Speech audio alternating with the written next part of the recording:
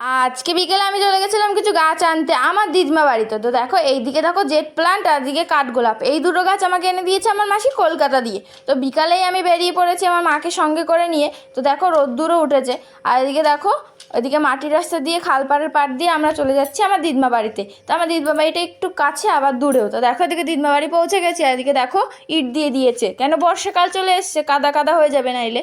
তো এদিকে আমি চলে গেছিলাম এরিকা গাছ খুঁজতে। তো দেখছি এদিকে পুকুর কাটা কমপ্লিট, তো এখানে মাছ চাষ হবে। এদিকে দেখো এরিকা গাছের এখানে আমি চলে এসেছি। তো আমি হাত দিয়ে তুলতে পারছিলাম না, তারপর শাপল দিয়ে আমার দিদিমা তুলে দিয়েছে পুরো এক গোছা। তো এদিকে দেখো জেট প্লান্ট যেটা মাসি কলকাতা থেকে এনেছে, আর এদিকে একটা কাঠগোলাপ যেটা আমি মাসিকে বলছি এনে দিতে।